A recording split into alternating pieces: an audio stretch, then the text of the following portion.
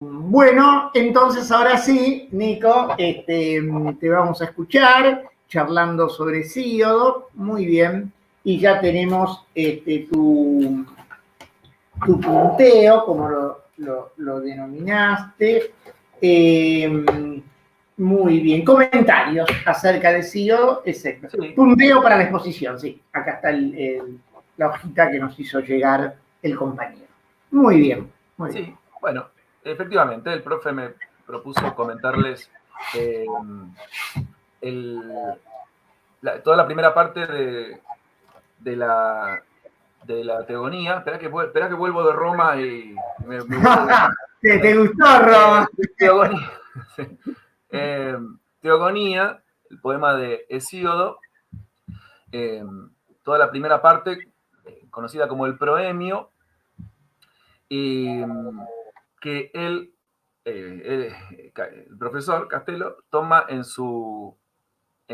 un apartado de su tesis, en un capítulo de su tesis, en especial todo lo que dedica al tema de las musas, ¿sí? La vocación a las musas, costumbre épica, ¿no? Conocemos el comienzo de Ilíada, de Odisea, nombrando la musa ante todo, ¿sí? Canta, oh musa, dinos musa del valiente Ulises.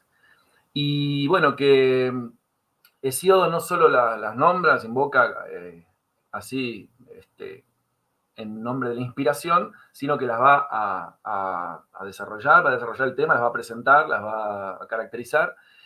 Bueno, justamente porque es una teogonía, ¿no? Este, un tratado sobre los dioses. Eh, y Castelo presta atención a la mención a Mnemósine, la madre de las musas. ¿Y quién es Mnemósine? Mnemósine es la memoria. ¿Sí? Esto no le parece casual. Esto es la importancia de la memoria en una cultura oral, eh, término que prefiere Ong, que no le gusta la palabra ágrafa, ¿no? Cultura ágrafa dice, mucho menos analfabeta, ¿no? Pero dice ágrafa, sigue teniendo esa connotación negativa de la partícula privativa ahí, ágrafa. Él dice, prefiere cultura oral. Bueno, y en la oralidad, eh, bueno, la memoria lo es todo, ¿no? No solamente esto de transmitir relatos de generación en generación, historias de los héroes y qué sé yo, sino la ley, los registros, mmm, lo que hoy sería, digamos, el registro civil o cosas así, no lo podemos pensar hoy, todo está guardado en la memoria, diría León Gieco. Eh, no había otra cosa, ¿no? Hace un rato decía nuestra compañera, ay, no me sale el nombre. Ahí está, Nayeli, de otros registros, lo decía con respecto a los náhuatl, ¿no? Registros gráficos, dibujos, arte, ya vimos en jarrones, eh, pero no había otra cosa.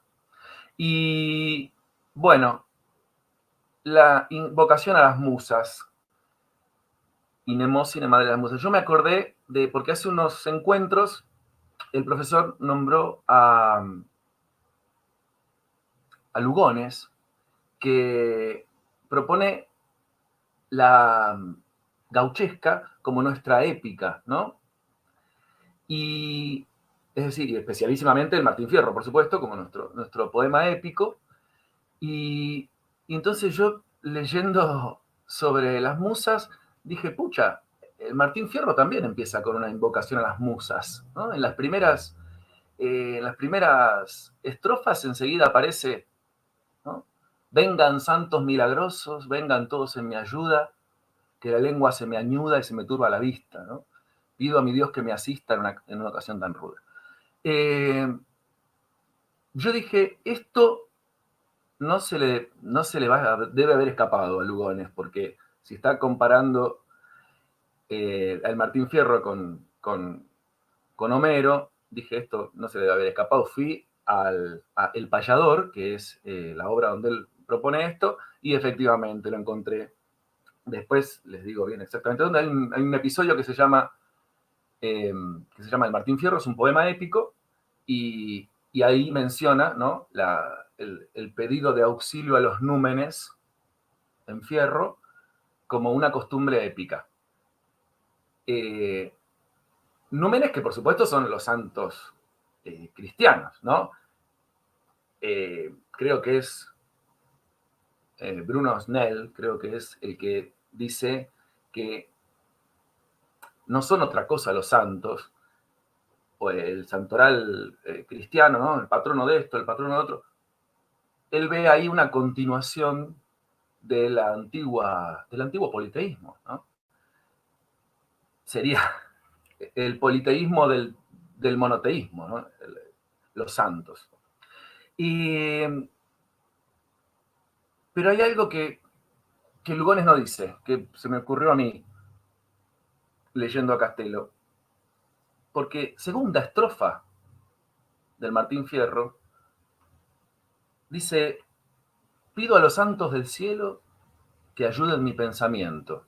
Les pido en este momento que voy a cantar mi historia, me refresquen la memoria y aclaren mi entendimiento, ¿no? La memoria, segunda estrofa de un canto oral, improvisada, oral. El personaje Fierro está improvisando oralmente, ¿no? Por supuesto. Sí, no Hernández. Pero enseguida la menciona la memoria, ¿no? Bueno, Mnemósina, entonces, la madre de las musas, con esta raíz que también explicó el profesor el otro día, MN, ¿no? Que está en la misma raíz de mneme, memoria, y también por otro proceso que yo no sé explicar, porque ya el indoeuropeo se me escapa, pero está también en la raíz de musa misma, ¿no? Hay algo que pasa ahí con la consonante que yo no lo sé explicar, pero esta raíz indoeuropea, MN, sería también la raíz de musa. Es la de musa, sí. Hay una serie de transformaciones, pero sí. Una cosita. Sí. El tema fue debatido y algunos, porque es muy similar, trataron de hacer la analogía con montis, monte, ¿no? En latín. Y claro, uno piensa, las musas habitan en el monte, ¿no? En la montaña. No. Bueno, porque hay pruebas lingüísticas. Fundamentalmente que esa raíz no es funcional en griego con el significado de monte, digamos, ¿no? Con el significado de montaña, lo que fuere, porque hay otras palabras, y sobre todo la única con la cual se hace la analogía, es decir, si sirve para, digamos, o sea que musa se explica 1000 veces más por la raíz de memoria que por la raíz de monte, digamos, ¿no? Pero sí es prácticamente, con las reservas que hay que tener, un hecho confirmado, ¿no? Lingüísticamente. Sí. Sobre todo el contexto, ¿no? Que las musas representan, su madre mnemosine, ¿no? En griego, mnemosine en castellano, etc. Bueno. Bien. Yo me olvidé de poner la presentación. A ver si... Que no está tan linda como la de Bruno porque no le puse dibujitos. Yo miraba, dije, qué bien, ¿cómo no le puse ilustraciones a la mía? Las imaginamos. No sé compartir la pantalla en Jitsi. A ver, dice... Al ladito de abrir chat, a la izquierda la primera. Perdón.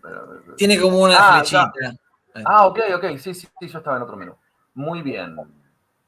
Pero entonces tengo que ponerle primero yo. Ahí está.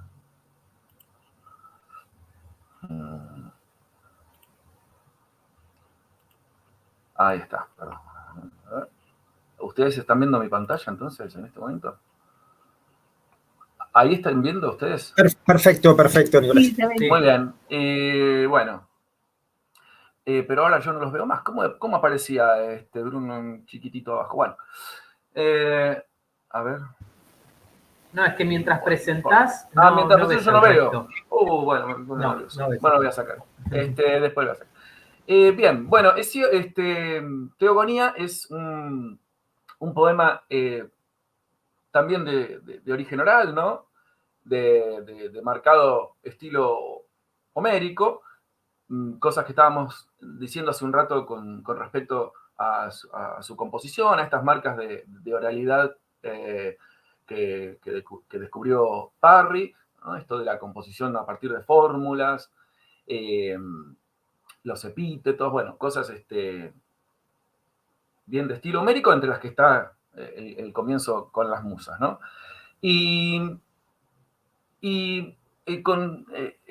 Metiéndonos en el tema de la tensión esta, ¿no? Esa palabra que usa Castelo, la tensión entre la oralidad y la escritura, que si bien estamos en el siglo VIII con Teogonía, se va a extender. Esperen porque no estoy mostrando nada interesante y me pone nervioso no verlos. Se va a extender hasta periodos más ilustrados, ¿no? Bien entrada la ilustración ya, bien entrada la ilustración, ¿no? Siglo IV va a seguir habiendo marcas de esta tensión entre la oralidad y escritura, esta como incomodidad que sigue provocando la escritura y que encontramos, por ejemplo, en Platón y en un tal Alcidamante de Elea, que yo no conocía, sinceramente, conocí acá, en dos testimonios que recoge Castelo. El de Platón, ustedes lo conocen, que es un mito que él cuenta al final del Fedro sobre el origen de la escritura. Cuenta una historia de un rey egipcio al que le vienen a traer nuevos inventos, descubrimientos, y entre ellos la escritura, ¿no? Y le dicen, mire, qué maravilla, que con esto ya no va a haber más olvido, porque registramos todo, queda todo registrado y no vamos a olvidar nada, ¿no? Y sorpresivamente el rey rechaza este invento y le dice al mensajero que está equivocado, que este nuevo invento no va a favorecer la memoria, sino el olvido. ¿Por qué? Porque ya no va a ser necesaria la memoria. Si tenemos todo registrado y depositado en un soporte externo, digamos, entonces ya no hace falta recordar, ¿no? Es decir, acá aparece el concepto de memoria como hipómnesis, ¿no? Recordatorio, una cosa externa. Esto sí lo voy a mostrar, así ven el... pero no sé. Perdón, soy un queso con esto de las máquinas, yo también. A ver. Ahí están viendo. ¿Están viendo la pantalla? Sí, ya se ve. Sí, muy bien. Bien, entonces, hipómnesis, ¿no? Para que vieran la palabra, recordatorio, memoria externa, distinta de mneme, la memoria activa, la memoria viva en la persona, que interactúa, digamos, que se pone en funcionamiento en la palabra.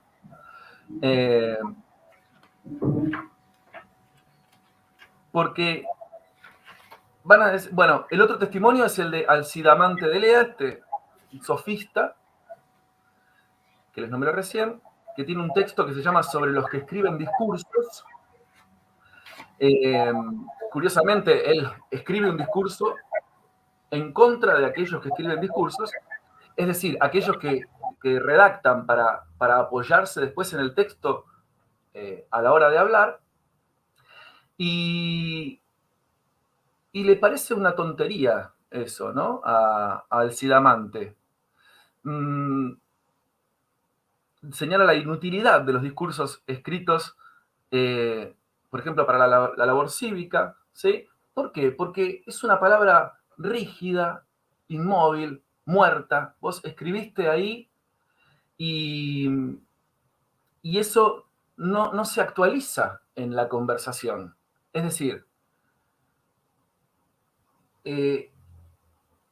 tenés el texto escrito y dice tal cosa, entonces vos le discutís o le presentás otro argumento o le haces una pregunta a lo que están acostumbrados los griegos, ¿no? Y el texto no te responde, te sigue diciendo lo mismo, ¿sí? Es decir, es como hablarle a la pared, un texto escrito. Y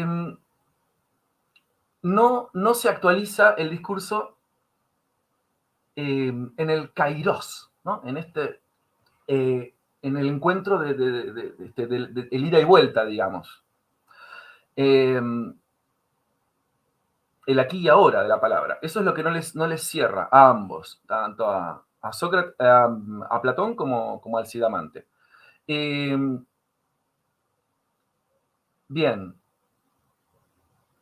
Ambos pensadores consideran la escritura además un eidolon, es decir, una imitación, una copia, un fantasma del discurso, bueno, con todas las implicaciones que esto tiene en el sistema platónico, ¿no?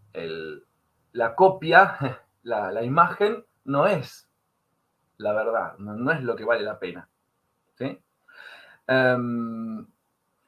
Bien, lo curioso es que Alcidamante es previo a Platón, es anterior.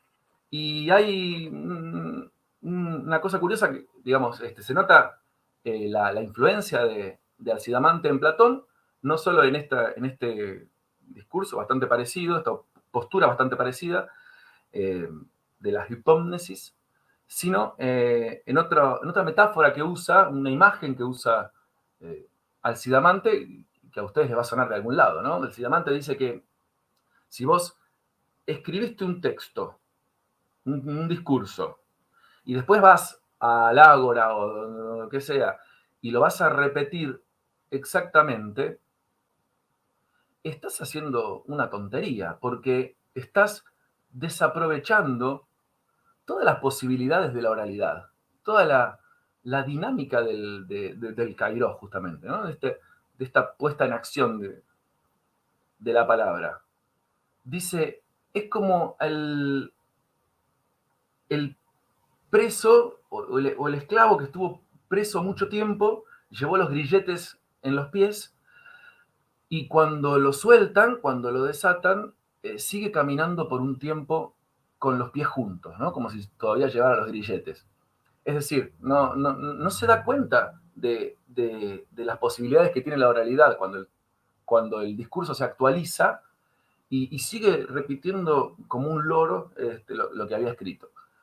El vértigo no se da cuenta de aprovechar las posibilidades, ¿no? El miedo a la libertad, diría Fromm. Y esta imagen, ¿de dónde nos suena? De la alegoría de la caverna, nada menos. Cuando los prisioneros son liberados, ¿no? Y Platón dice lo mismo, por un tiempo siguen caminando como si tuvieran los grilletes puestos. Bien, bueno, hay un primer apartado, un primer subtítulo, digamos, en el trabajo de Castelo, sobre la función de Mnemósine en la cultura oral. Castelo distingue tres usos, como fin, como utilidad y como medio. Mnemósine, digamos, la memoria tiene un fin que ya conocemos, ¿no?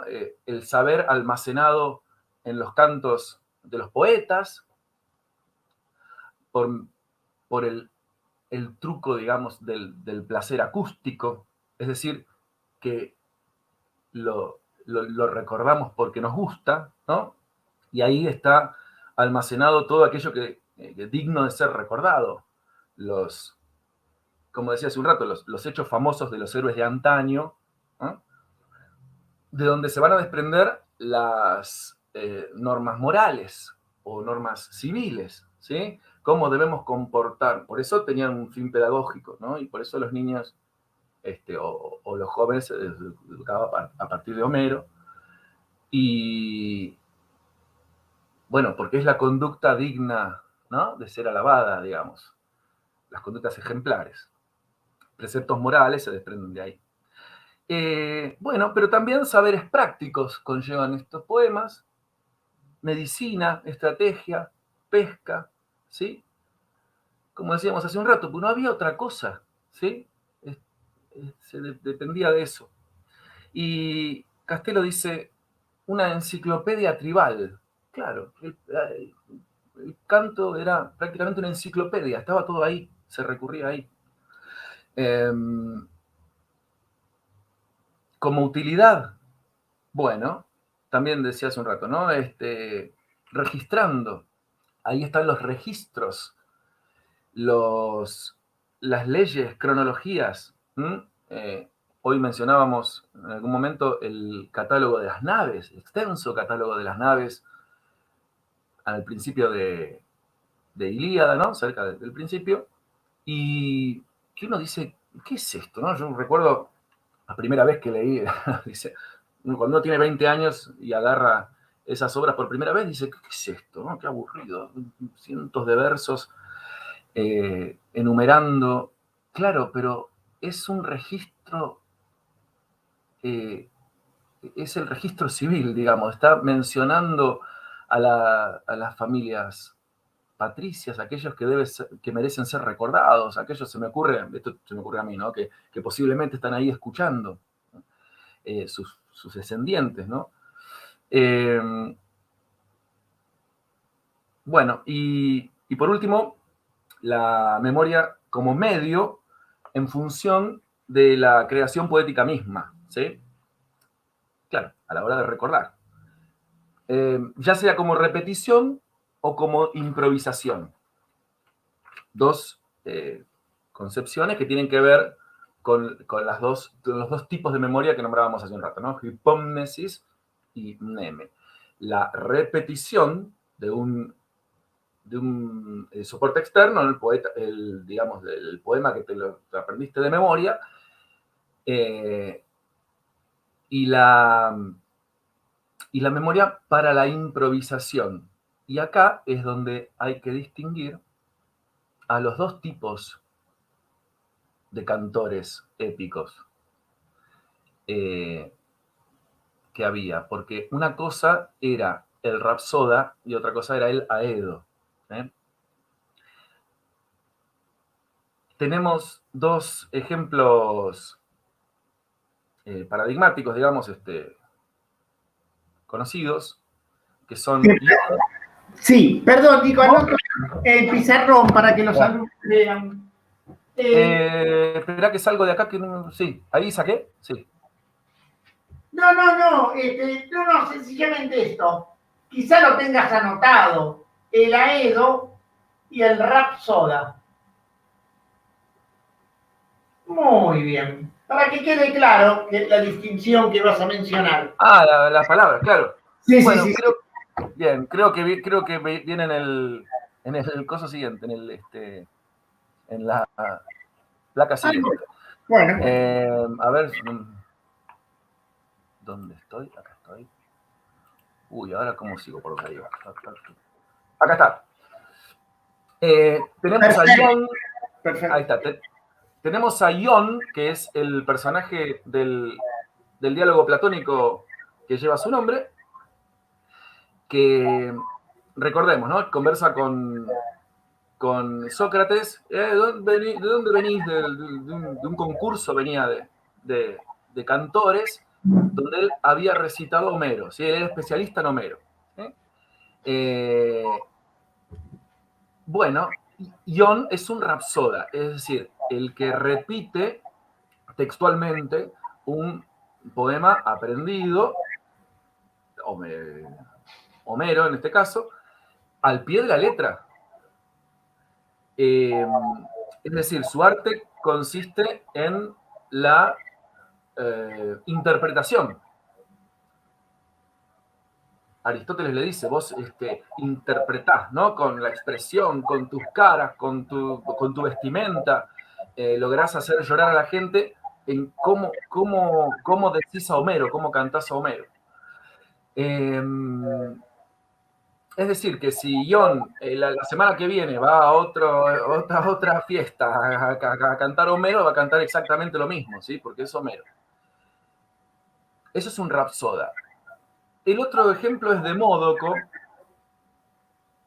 que es el cantor que aparece en el canto octavo de Odisea, cantando la caída de Troya, ¿sí? ¿Recuerdan? Está Ulises en el banquete y aparece el cantor que se pone a cantar, la caída de Troya, el canto dentro del canto.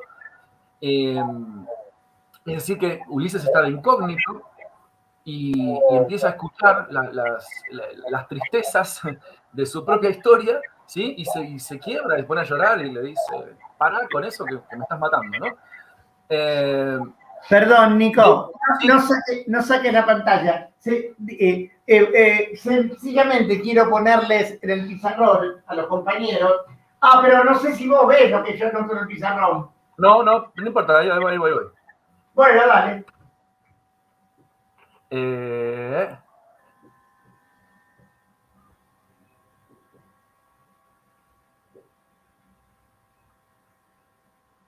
Esa escena que cuando escucha las desgracias, sus propias desgracias, como has dicho, se cubre con el manto Odiseo, porque se pone a llorar.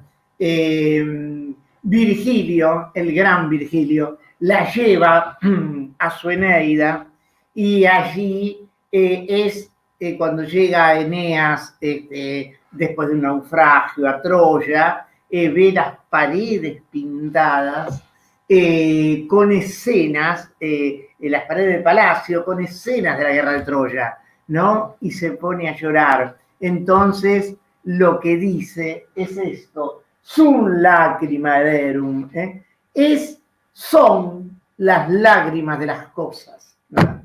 Las lágrimas que nos producen las cosas. Muy sum lacrimae, ¿no? Precisamente sacado, digo, no hay en la Odisea un verso así célebre, digamos, que haya quedado. Lo que queda es la escena que se cubre con el manto, porque está de incógnito, como has dicho, muy bien, se cubre con el manto para que no se lo vea llorar, ¿no? Sí. Bueno, eso, para ver la resonancia en Virgilio de Homero, ¿no? Bien. Bueno, Demódoco, entonces está cantando la caída de Troya, pero está improvisando, vamos a decir entre comillas esta palabra. Ulises, él puede cambiar de tema a pedido de Ulises, ¿no? Cantar de otra cosa, cambiar de tema, ¿no? Puede hacerlo si quiere, porque está componiendo en ese momento, está componiendo mientras canta. ¿Por qué digo, entre comillas, lo de improvisar? Porque esto tiene que ver con el tema de Bruno de hace un rato, había un sustrato previo, ¿no? El Aedo compone en el momento, pero no de la nada, como podemos entender la improvisación ex nihilo, digamos. Hay un sustrato previo, que esto es, yo pensaba hoy cuando él exponía, esto es lo que confundía a los anteriores, ¿no? Pero si esto es antiguo, ¿no? Pero si esto se contradice, y si esto no corresponde, claro, porque eran distintas tradiciones, esto era un mito de acá, el otro un mito de allá, este era un poema quizá de distintas geografías, qué sé yo, pero en un punto el Aedo toma todo eso y compone y le da una unidad, ¿no? Por eso se habla del poeta monumental, es decir, el que agarró todo eso y lo convirtió en una unidad y le dio un sentido acabado, ese es Homero. Sea quien fuere Homero, sería el que compuso Ilíada en ese sentido, ¿no?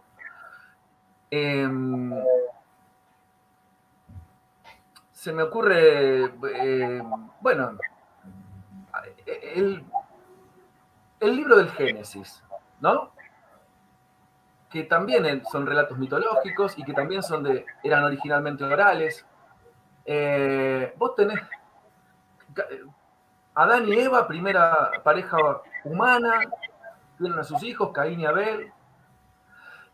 Caín mata a Abel, entonces lo expulsan y se va a vivir otro pueblo, dice en la página siguiente. ¿Cómo otro pueblo? ¿No era la primera pareja humana? Bueno, claro, basta con leer las notas al pie de cualquier Biblia, ¿no? Era un relato de otro lado, de otra tradición. Las inconsistencias que nombrábamos hoy, ¿no? Bien, ¿por qué dije eso? Perdón, me fui del guión. Estamos en el Aedo, que esa es tu digresión, Nicolás. También estás en digresiones, claro. Entonces, Demódoco decía es un Aedo y Ion es un rapsoda, ¿no? El Aedo, Castello usa la palabra performance, ¿no? La presentación en el momento. Y decíamos, entonces, no lo quiero decir al revés. El rapsoda tiene que ver con hipómnesis, ¿no? El texto, la memoria externa, digamos, el texto como recordatorio, y el aedo sería puramente neme, ¿no? Bien. Bien. Me olvidé otra vez la presentación. Ahí vamos de nuevo. Compartir. Bueno. Bien. Entonces, en cuanto no, pero una cosa más sobre esto, porque volviendo a las musas, ¿no? Que asociamos con las musas la palabra inspiración en este sentido, que el poeta recibe la inspiración en el momento para la composición, y sobre esto de la inspiración tenemos otro mito, digamos, u otra comparación platónica, que es la que aparece justamente en el Ion, de la piedra magnética, ¿no? La piedra imantada, magnética, no sé cómo se dice, a la que se le pega una cadena de anillos, ¿sí? Si recuerdan esa parte. No que se le pegan los anillos, sino que se le pega un anillo y a ese otro y a ese otro, ¿no? Una concatenación de anillos atraídos por la piedra imantada, y Platón dice que así funciona la inspiración. La musa impregna al cantor, se le mete adentro, ¿sí? Y es ella la que habla, es ella la que canta, y el cantor transmite al oyente entusiasmo, ¿no? Entusiasmo. Se le metió un dios, ¿sí? El cantor como un poseído, ¿sí? Bien, esto no es de Hesíodo, esto no es de teogonía, ¿no? Donde la musa estaría más relacionada con la capacidad psicosomática del cantor, es decir, de llevar a la práctica el contenido que está en la memoria, ¿sí? No que la musa le está cantando o que está hablando. No ese es el sentido, el sentido de Hesíodo, de que la musa le cante el contenido, sino que lo ayuda con la memoria. Bien. Bueno, el siguiente título en el apartado de Castelo es El sentido de la oposición, mentira-verdad. ¿Ustedes escuchan un eco robótico que me está volviendo loco? ¿También puede ser? Sí. Ah. Sí, debe haber algún micrófono. Ahí está. El sentido de la oposición, mentira-verdad.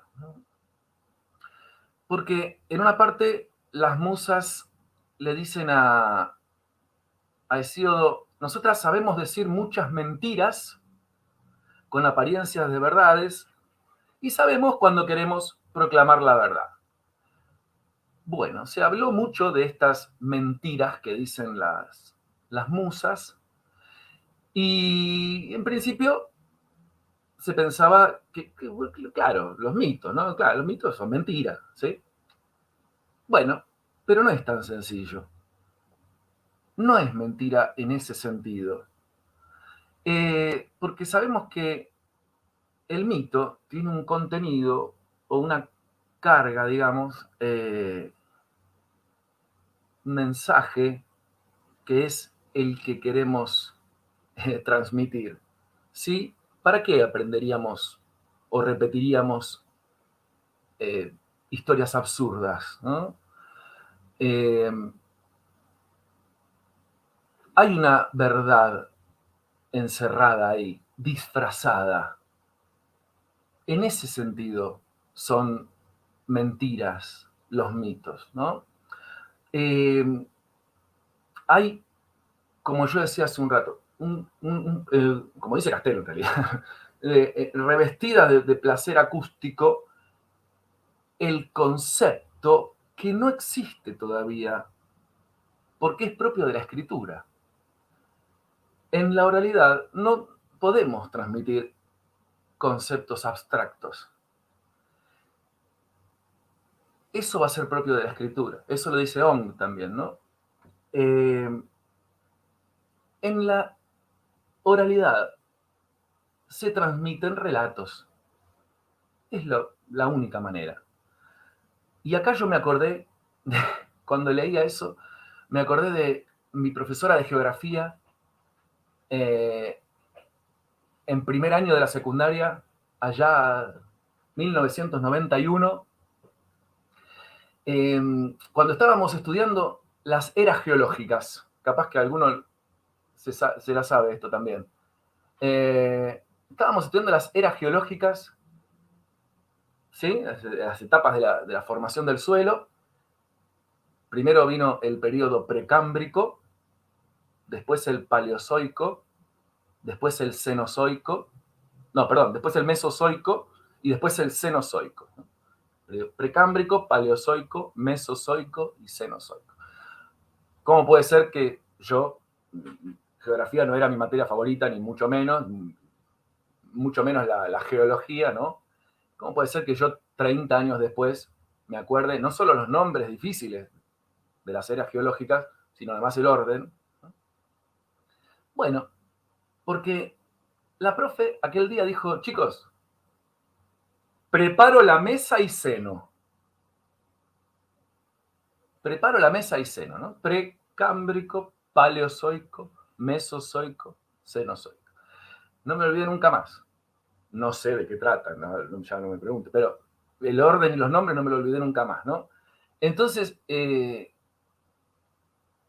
leyendo a Castelo decía, pero ¿por qué? ¿Por qué yo me acuerdo? ¿Por qué yo no me habría acordado de precámbrico, paleozoico, mesozoico, cenozoico? Pero sí me acuerdo de preparo la mesa y ceno. Porque es un relato. La profe me contó una historia. Y eso sí se recuerda, ¿no? Es un relato. Hay un personaje, un hecho, ¿no? Entonces, ¿Es mentira? Nadie prepara la mesa, es una historia inventada. Sí, pero te estás quedando con la fachada, te estás quedando con el envoltorio, ¿no?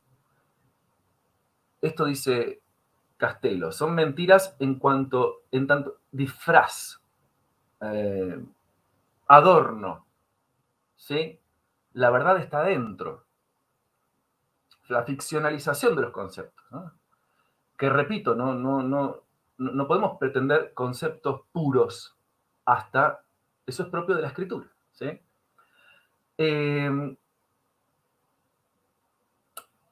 Me acordé de Quito también. Allá en Griego 1, con Castelo, hace 10 años, él nos hizo leer un libro hermoso de difusión, así, ¿no? Que es Los griegos de Quito, lo deben conocer.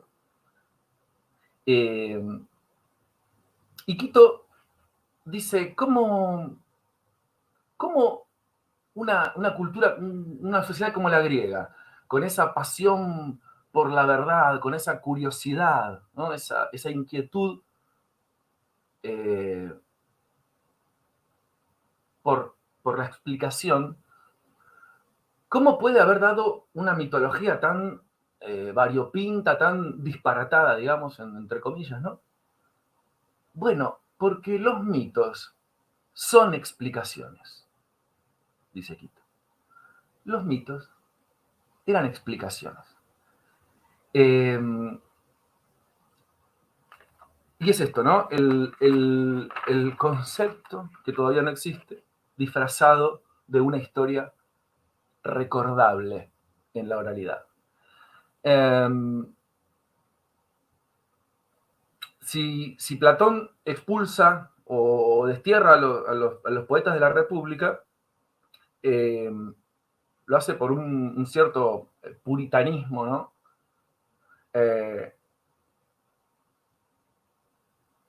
Bueno, preocupados por el mal ejemplo para los jóvenes y qué sé yo, pero él mismo usa mitos, como estuvimos viendo hace un rato, ¿no? Él no solo usa mitos existentes, sino que crea mitos propios incluso, ¿no? Acá me copié una frase irónica de Quito, bien inglesa, llena de la flema inglesa, ¿no? Si la censura platónica es la reprobación de un filósofo rígidamente intelectual, más poeta que muchos y creador de algunos de los más profundos y más hermosos mitos griegos, ¿no? Bien, bueno, Platón mismo reconoce, distingue los mitos con hiponoia y sin hiponoia. Esta palabra que Eggers Land, por lo menos en Gredos, traduce como sentido alegórico, ¿sí? Hay mitos con sentido alegórico, distingue él, y sin sentido alegórico. Igual sacamos todos, prohibimos todos porque los jóvenes no pueden distinguir cuáles son con hiponoia y sin hiponoia, ¿no? Pero es decir, que Platón mismo reconoce esta función de disfraz del mito. Y bueno, y ahí el último puntito que puse en la placa nombra a Aristóteles, que termina incluso preconizando el mito por sobre la historia. Claro, porque el mito, como decíamos, transmite, en términos actuales, el concepto, la idea en sentido platónico. Mientras que la historia, bueno, recordemos, estoy hablando de poética, ¿no? Perdón, no lo dije. Estoy hablando de poética de Aristóteles, que también la nombrábamos hoy hace un rato, cuando la compañera preguntó sobre los géneros, ¿no? Literarios. Yo me acordaba de esto. Aristóteles dice que hace la diferencia entre el historiador y el poeta, ¿no? El historiador cuenta lo que pasó, mientras que el poeta cuenta lo que podría pasar, ¿sí? Lo que podría ser. ¿Y cuál de las dos es más valiosa? Bueno, el poeta, ¿por qué? Porque cuenta justamente, habla de lo que es eterno. Es decir, qué sé yo, una venganza, por ejemplo, ¿no? La de Aquiles, sin ir más lejos, ¿no? Una venganza. Es una venganza, es algo eterno, está en el presente, en el pasado, en el futuro, ¿sí? Y por eso nos sigue fascinando. El historiador cuenta algo que pasó, es anecdótico, es contingente, ¿sí? En sentido platónico, otra vez, la idea es lo que vale. Lo demás, lo de afuera, las apariencias, son pasajeras, ¿no? Una cosita, Nico. Sí. Con respecto a esto, sí, no es necesario que saque la placa. Bueno, como desees. Bueno, le digo al compañero, pero le digo también a todos los presentes, es un tema esa diferencia entre el mito y la historia en Aristóteles, ¿no? En la poética, precisamente. Parecería ser que por las pruebas que él pone, narra una batalla que tuvo lugar en Sicilia, en la misma época que tuvo lugar otra batalla en las proximidades de Grecia, digamos, ¿no?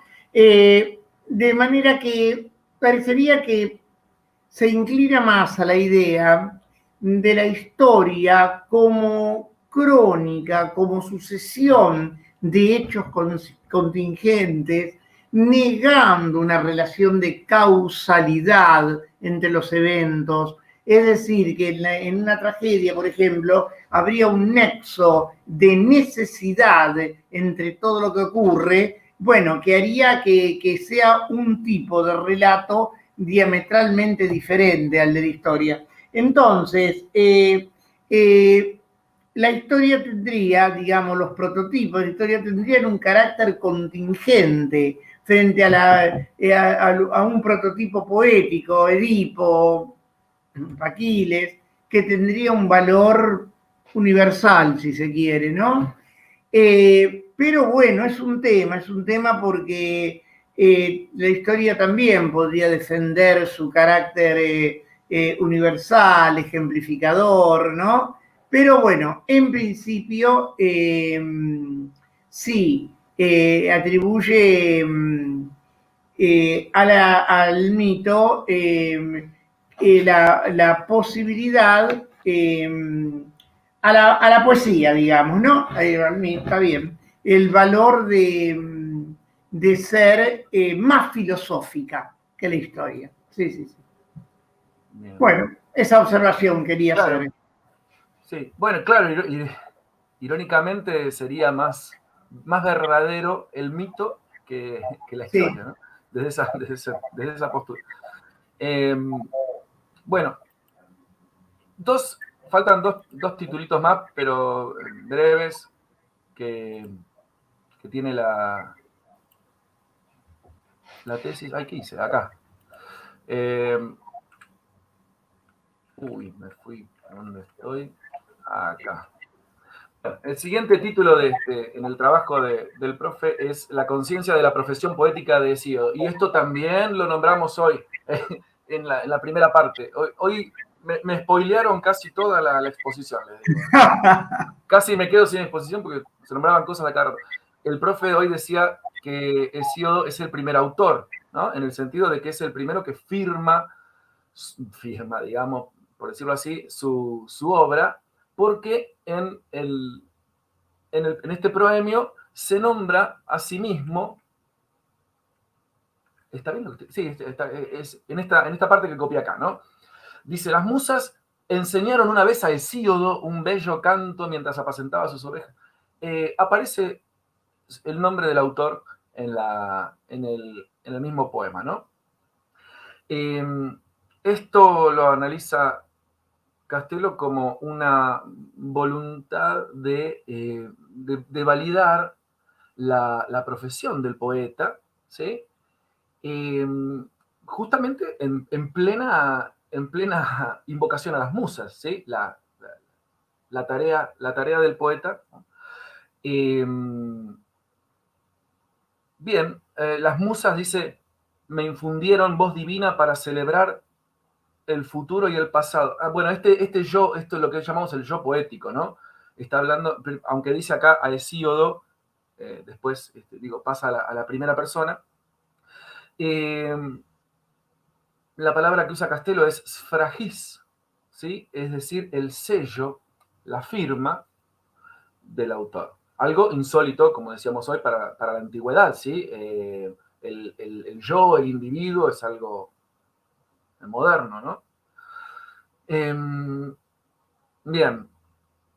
Las musas entonces infundieronme voz divina para celebrar el futuro y el pasado, dice en otra parte un poco más misteriosa, ¿no? Como el futuro y el pasado.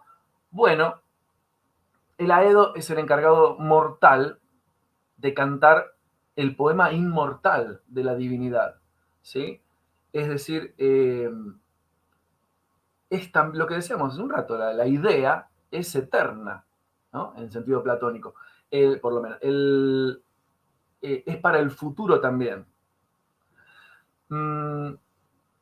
Bien, las musas también cantan, dice Hesíodo, las normas de todos. Bueno, esta es una traducción exclusiva de Castelo, porque en el texto está de otra manera, pero es una traducción perfectamente posible, que él la comprueba ahí, ¿no? Lógicamente. Dice, las musas cantan las normas de todos y celebran las sabias costumbres de los inmortales. Es decir, que Hesíodo declara que las normas y leyes que rigen la sociedad son también materia poética.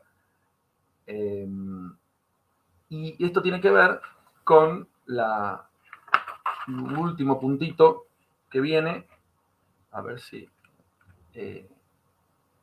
sí, la preservación de la palabra cotidiana. Lo dijimos también al principio, ¿no? En la memoria estaba todo, en el poema estaba todo, y cuando Hesíodo menciona a las musas y las enumera y las presenta, nombra en último lugar a Calíope, la de bella voz, y dice que es la más importante de todas porque es la encargada de asistir a los reyes, a los venerables reyes, a la hora de interpretarlas, es decir, a la hora de interpretar las leyes, dictar sentencia. El rey, el príncipe, digamos, tenía que tener capacidad poética, tenía que tener talento en la métrica también, porque en su sentencia tenía que quedar en la memoria, la sentencia tenía que ser memorable y quedar justamente, como hoy diríamos, sienta precedente, ¿no? Un fallo que quedaba registrado en la memoria, de modo que sea respetada y más que sobre todo recordada, ¿no? Bien, eso es todo por el momento. Muy bien, precisamente, Nico, antes que se nos vaya el tema, esto ultísimo que has dicho es lo que tuvimos oportunidad de comprobar con aquellos funcionarios de la oralidad, como lo llamamos en el Imperio Inca, ¿no? Que llevaban habían, no recuerdo los términos exactos, ¿no? Las conversaciones, las respuestas del Inca, es decir, todo aquello que tenía que ver con la dinámica del gobierno, eran los encargados de reproducirla, ¿no? Es decir, de, ¿cómo decirlo?, de memorizarlas y luego transmitirlas, ¿no? No sé, a diversos funcionarios locales, ¿no? Para que, bueno, sepan cómo se manejaba la autoridad mayor, que era el Inca, ¿no? Con sus funciones legislativas, ejecutivas, concentradas en una persona, ¿no? Y de alguna manera en este proemio se nos dice eso, que cuando él habla, el rey, todos le prestan atención, ¿no? Porque tenía que tener debemos suponer que hacía mucho bien a su gobierno tener el don de la persuasión, ¿no? Cuanto menos desgaste político, y si no se asesoraba con un poeta, ¿no? Evidentemente, Nayeri dice que sí, seguramente también en el contexto oral de los autóctonos, ¿no? De la región de México, es que no hay otra, digamos, no hay otra manera, otra práctica posible, ¿no? Cuando no está el registro escrito. Efectivamente.